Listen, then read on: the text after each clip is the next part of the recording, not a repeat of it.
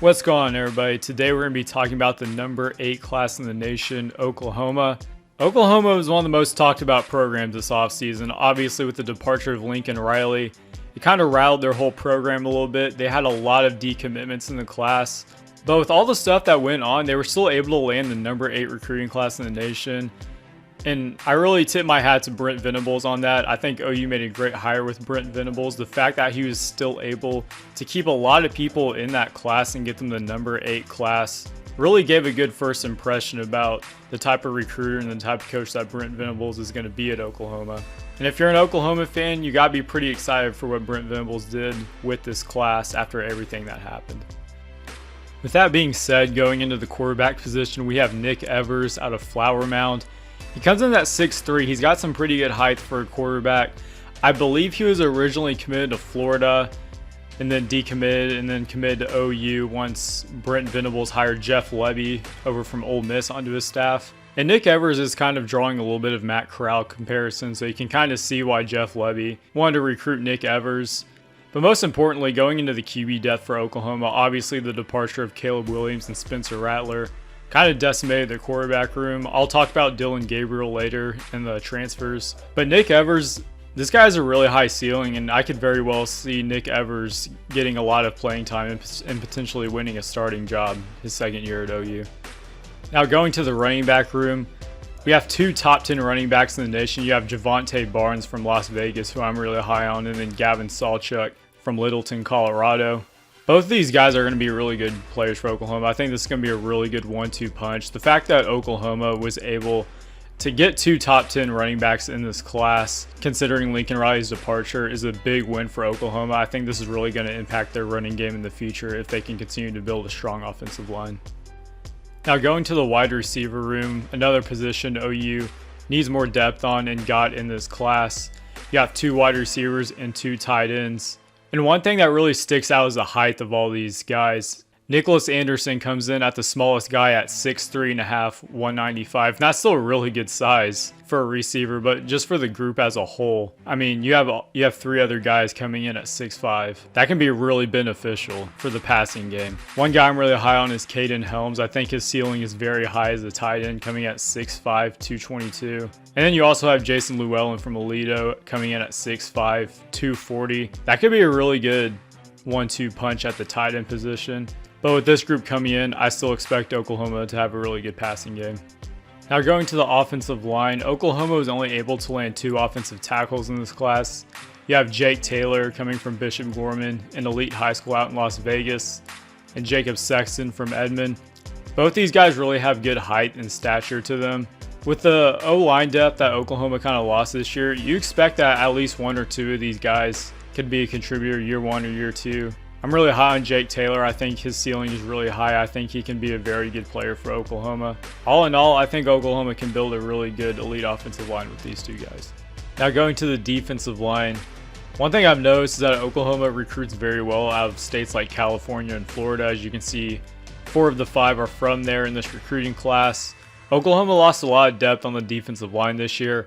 But with Brent Venables kind of controlling the defense now, you expect that a lot of these guys are going to be able to develop into great defensive linemen. You could very well see a lot of these guys get involved in year 2 or year 3. Cavante Henry's a guy I really like coming in at 6'4", 225. That's going to be some pretty good explosiveness off the edge. With a lot of transfers that are coming in, which I'll talk about later, I can very well see Oklahoma having a very good defensive line here again very soon.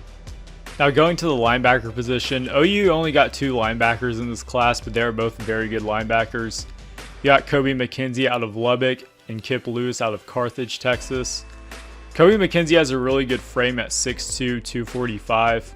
And both these guys could very well fit into Brent Venables' defense very well. I expect Kobe McKenzie to be a starter by at least year 2 or year 3. You could very well see Kip Lewis being in the rotation as well. I think with a defense like Oklahoma, you're going to see a bunch of linebacker involvement both in the pass protection and in the blitz. And I think there's a good chance you see both of these guys become a big contributor. Now moving on to the secondary. Oklahoma got some really good secondary depth this year in this class. They got Robert Spears Jennings at safety, the 11th ranked safety in the nation. You got Gentry Williams coming in at the 11th ranked corner in the nation. and Jaden Rowe from Tulsa at number 35 in the nation. I think all three of these guys can start year 2 or year 3 for Oklahoma. I think Gentry Williams is somebody that absolutely has a really high ceiling. And if you look at their height, all of them are coming in at either 6 foot or above. That's going to add some much needed length to Oklahoma's defense. Now moving on to the athletes, you have Jaren Kanak. I believe he's going to be a linebacker for Oklahoma from what I've heard. He's a number 6 athlete in the nation. And there's also an ESPN clip of him breaking, I think, like 9 tackles and scoring a touchdown. So this guy's got some really good athletic ability. He can really showcase himself at any position. But I think he'll fit very well in the linebacker room under Brent Venables. Then you have Jamarian Burt from Ocala, Florida. I'm not really sure what position he's going to play yet. I think he might be a receiver. I could very well be wrong. But he comes in at the 28th ranked athlete in the nation. And regardless of where Jamarian Burt plays, I think he can be an impact player. And he's the kind of guy that you can really put anywhere on the field.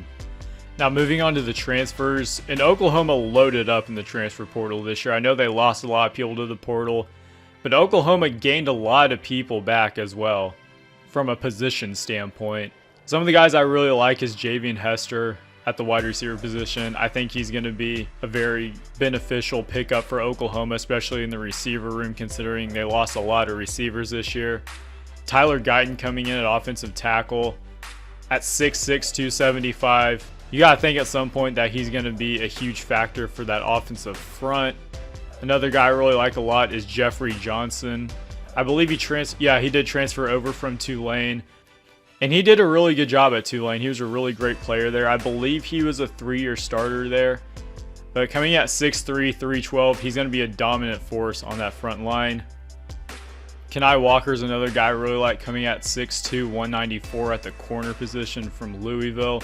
That's going to provide some much needed depth and length at the corner position for Oklahoma. Then obviously you have Dylan Gabriel, the quarterback. He's going to be the starter next year. I really like Dylan Gabriel. I think he brings in a veteran leadership to him. He's not really a guy you look at from a skill standpoint and think of him as a first-round pick by any means, but his leadership, his knowledge of the game, just knowing the pace and flow of the offense that he's running, I think that's going to be very beneficial for Oklahoma this next year, considering after everything that happened this offseason. Overall, I really like Oklahoma still. I'm not really buying into the fact that they're going to be a terrible team next year. I do think Oklahoma wins the Big 12 next year. I don't necessarily think they'll be a playoff team or a national championship contender next year, but I do think they're still going to be a very solid team. I think Brent Venables is going to have them going in the right direction. And who knows, things are going to get very interesting once they go to the SEC. But next year, I really do like Oklahoma and think they're going to be a good team.